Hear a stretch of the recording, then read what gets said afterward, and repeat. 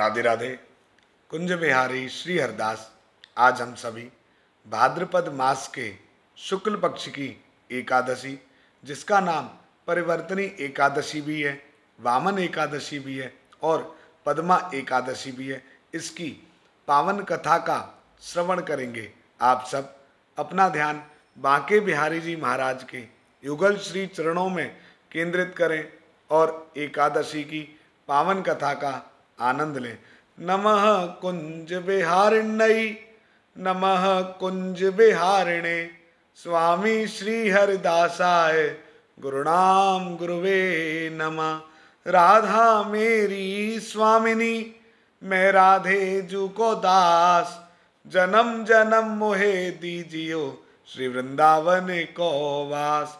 Vrindavan so one नहीं, नंद गाँव सो गाँव, बंसी बट सो बट नहीं, कृष्ण नाम सो नाम। वृंदावन के वृक्ष को मरम न जाने कोई, डाल डाल और पात पात श्री राधे राधे होए। तो ब्रज की भूमि में हर कण पर राधे राधे है, ठाकुर जी की भक्ति है। आप सब आनंद लें और अब एकादशी की कथा का भी श्रवण करें। अर्जुन ने कहा, हे भगवान, भादों की शुक्ल पक्ष की एकादशी का क्या नाम है तथा उसके व्रत की क्या विधि है? उस एकादशी के व्रत को करने से कौन सा फल मिलता है? हे मधुसूदन, यह सब समझाकर कहिए। तब भगवान श्री कृष्ण बोले, हे अर्जुन, भादों पास के शुक्ल पक्ष की एकादशी को जयंती एकादशी भी कहते हैं।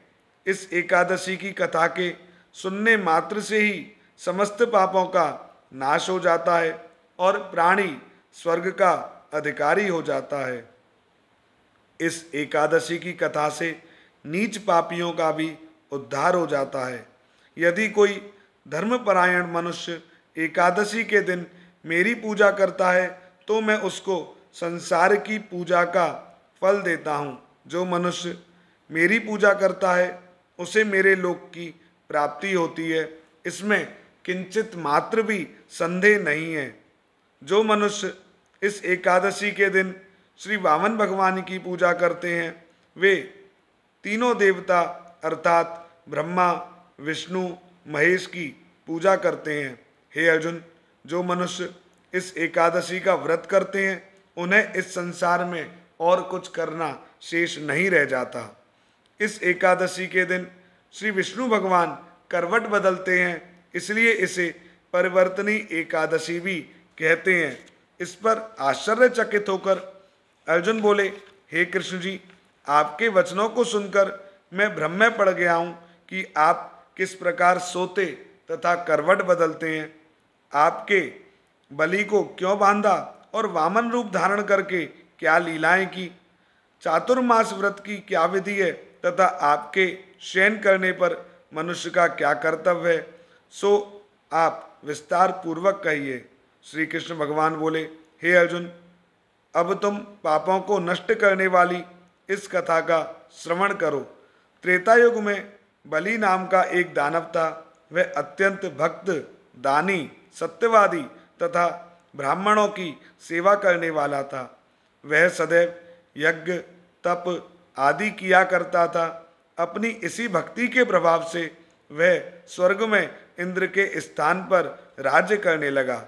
इंद्र तथा अन्य देवता इस बात को सहन ना कर सके और भगवान के पास जाकर प्रार्थना करने लगे।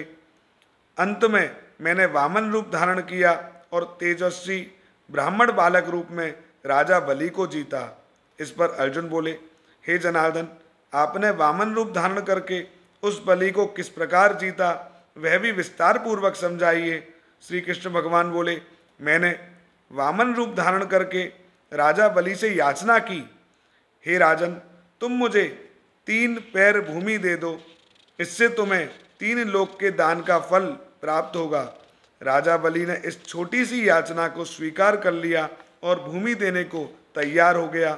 जब उसने मुझे वचन दे दिया तब मैंने अपने आकार को बढ़ाया और भूलोक में पैर, भुवन लोक में जंघा, स्वर्ग लोक में कमर, महर लोक में पेट, जनलोक में हृदय, तपलोक में कंठ और सत्यलोक में मुख रखकर अपने सिर को ऊंचा उठा लिया।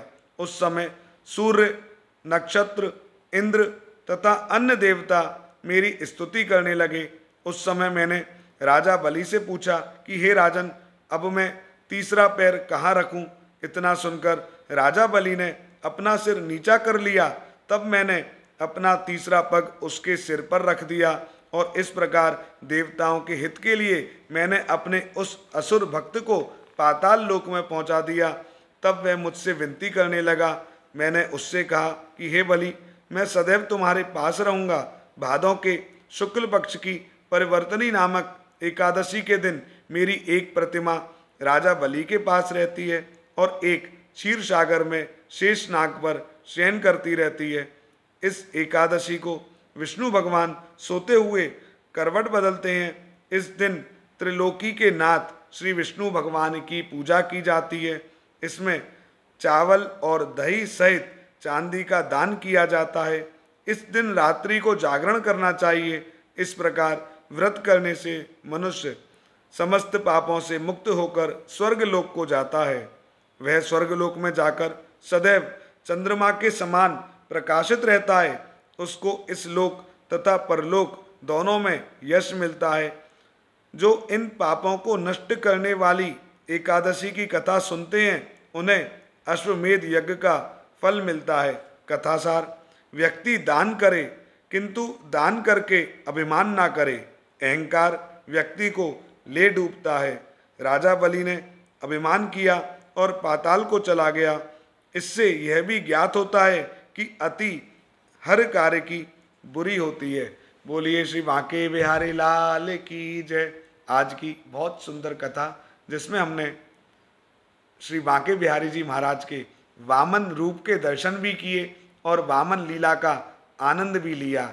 एकादशी के माध्यम से हमको जो राजा बलि की कथा का श्रवण करने का सौभाग्य मिला, ऐसी ही कृपा श्री बांके बिहारी जी महाराज की हम पर सदैव बरसती रहे। हम उनके श्री चरणों में भक्ति करते रहें, उनका अनुराग हमारे ऊपर सदैव बना रहे।